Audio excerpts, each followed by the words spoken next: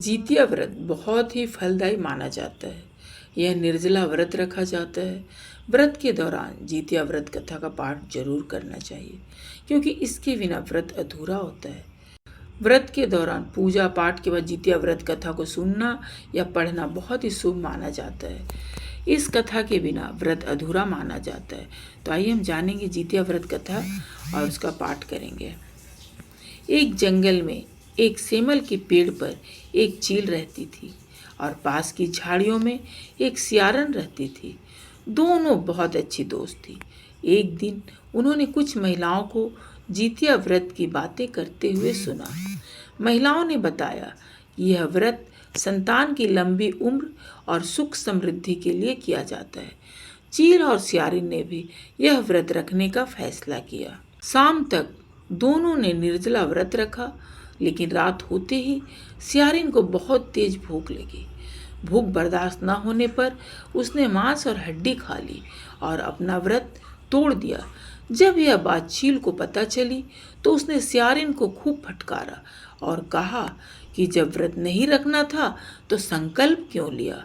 वहीं चील ने अपना व्रत पूरी निष्ठा के साथ पूरा किया।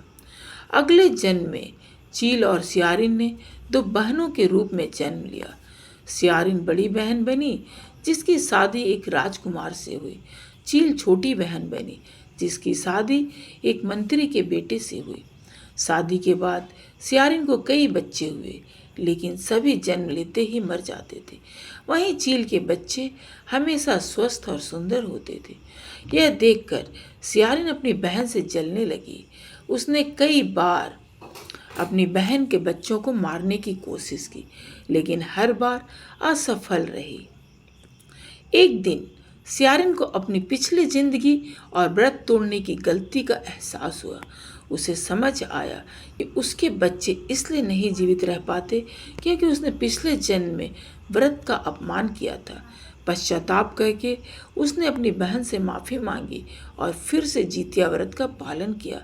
इस व्रत के प्रभाव से सियारिन को सुंदर और स्वस्थ पुत्र की प्राप्ति हुई। ऐसा कहा जाता है कि जो महिला इस व्रत का पालन करती है उन्हें कभी संतान से जुड़ी मुश्किलों का सामना नहीं करना पड़ता।